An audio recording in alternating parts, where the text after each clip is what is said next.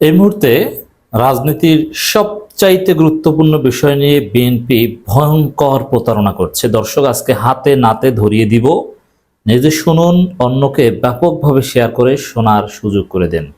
বিএনপিকে কেউ বিশ্বাস করবেন না। বিএনপি ভয়ানক প্রতারণার আশ্রয় নিয়েছে। দর্শক, অবিশ্বাস্য ঘটনা। দর্শক, বিএনপি কি করেছে দেখেন। বিএনপি ফটোকার্ড আকারে তাদের ফেসবুক পেজে প্রচার করছে। আপনি শুনলে অবাক হবেন। আমরা বহুত্ববাদ ও ধর্মনিরপেক্ষতার নীতির পক্ষে নই, ভালো কথা, বরং আমরা বহুত্ববাদের বিরোধিতা করেছি। রাষ্ট্র পরিচালনার মূলনীতির বিষয়ে বিএনপি পঞ্চদশ সংশোধনীর পূর্ববর্তী অবস্থায় ফিরে যেতে চায়, যেখানে ধর্মনিরপেক্ষতার পরিবর্তে আল্লাহর প্রতি আস্থা ও বিশ্বাসের কথা আছে। সালাউদ্দিন আহমেদ, সদস্য, জাতীয় স্থায়ী কমিটি, বিএনপি, 17 এপ্রিল 2025। চমৎকার কথা। একটু অবাক লাগছে না যে বিএনপি কি ভালো, সর্বশক্তিমান আল্লাহর উপর পূর্ণ আস্থা ও বিশ্বাস, সংবিধানে এই মূলনীতি চায়, এত ভালো বিএনপি, আর সেই বিএনপিকে আমরা এত গালাগালি করি। বিষয়টা কেমন না? বাংলাদেশের সংবিধানে সর্বশক্তিমান আল্লাহর উপর পূর্ণ আস্থা ও বিশ্বাস বিএনপি চায়। কত সুন্দর, শুনতে তো অনেক অনেক ভালো শোনায়। কিন্তু না দর্শক, এটা প্রতারণা, আপনাকে বোকা বানাচ্ছে।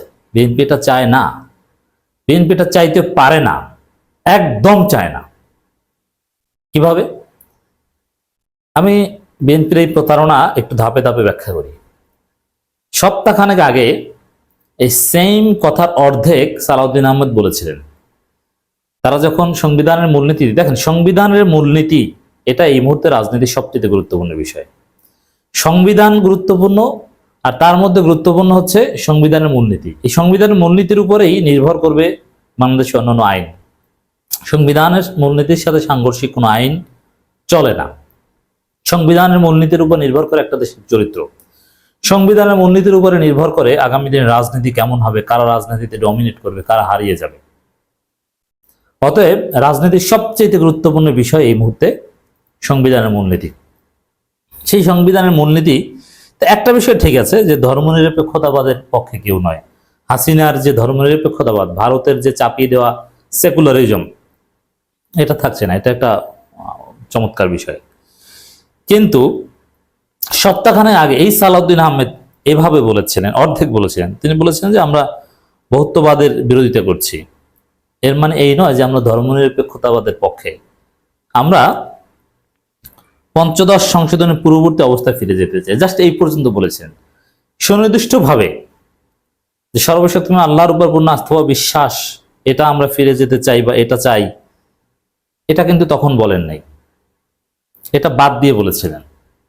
কিন্তু যখন দেখলেন যে পরিস্থিতি খারাপ, বিএনপিকে জনগণ ধর্মনিরপেক্ষ বানিয়ে দিয়েছে বা ধর্মনিরপেক্ষ মনে করে, এখন বাঁচার একটাই রাস্তা, সর্বশক্তিমান আল্লাহর উপর পূর্ণ আস্থা ও বিশ্বাস, এটার পক্ষে বলি।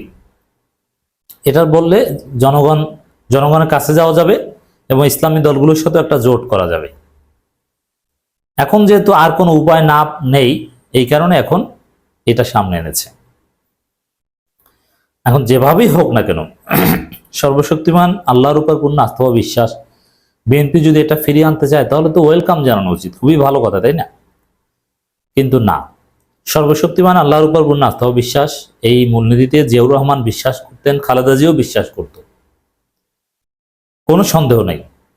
এবং জিয়াউর রহমানের হাত ধরেই পঞ্চম সংশোধনের মাধ্যমে এটা এসেছিল। কিন্তু বিএনপি এই সর্বশক্তিমান আল্লাহর উপর পূর্ণ আস্থা বা বিশ্বাসের রাজনীতি থেকে পিছু হটেছে আওয়ামী লীগ আমলেই। প্রমাণ আপনি একটু মিলান দর্শক। আপনি কেন বিএনপির এই কথা বিশ্বাস করবেন? 2022 সালের সম্ভবত অগাস্টে বিএনপির যে বিভাগীয় গণসমাবেশ অনুষ্ঠিত হয়েছিল, যেটা সম্ভবত চট্টগ্রাম থেকে শুরু হয়েছিল, ওই বিভাগীয় গণসমাবেশে বক্তব্য রেখেছিলেন শহীদ সালাউদ্দিন কাদের চৌধুরীর ছেলে হুম্মাম কাদের চৌধুরী। তখন হুম্মাম কাদের চৌধুরী স্লোগান দিয়েছিলেন নারায়ে তাকবীর আল্লাহু আকবার।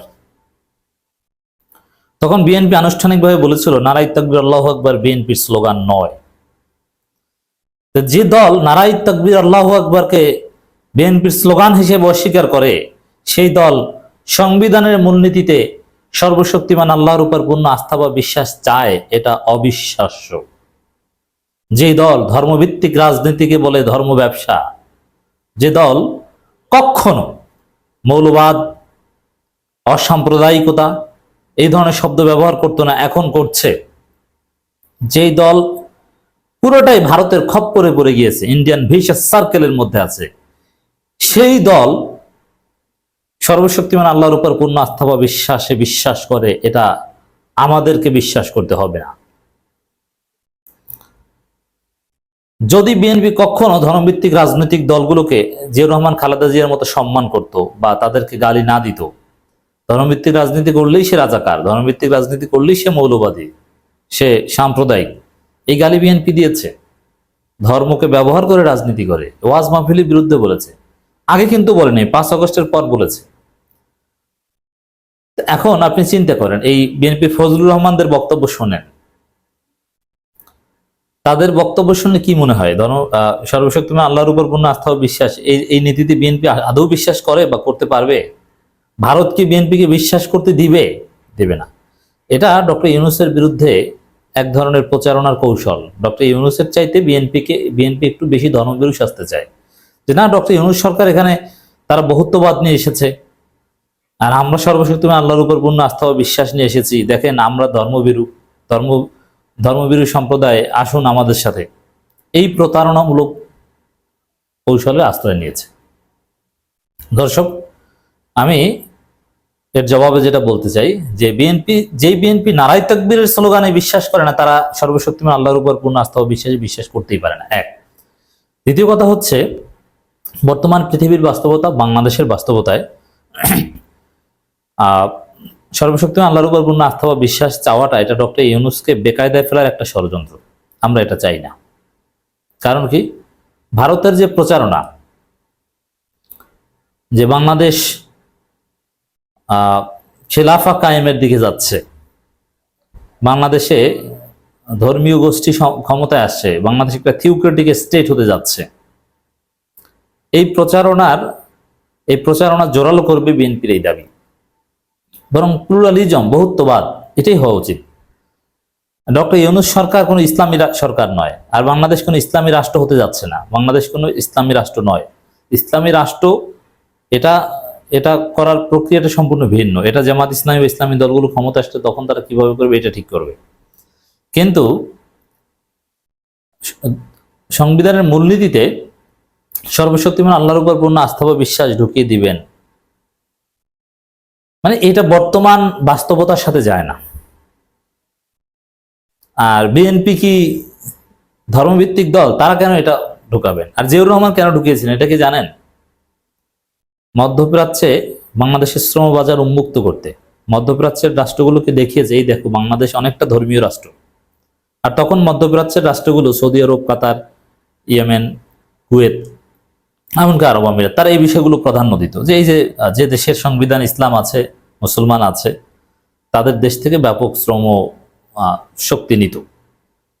তো এই সেন্সে জিয়াউর রহমান সংবিধানে সর্বশক্তিমান আল্লাহর উপর পূর্ণ আস্থা ও বিশ্বাস ঢুকিয়েছিল, এবং এর সুফল পেয়েছিল। বাংলাদেশের শ্রম বাজারের চিত্র পরিবর্তন হয়ে গিয়েছিল, বাংলাদেশের চিত্র পরিবর্তন হয়ে গেছিল। লক্ষ লক্ষ লোক মধ্যপ্রাচ্যে গিয়েছে এবং তারা রেমিটেন্স পাঠিয়ে দেশকে বা তার পরিবারকে উন্নত করে দিয়েছে, পরিবারের ভাগ্য বদলে দিয়েছে।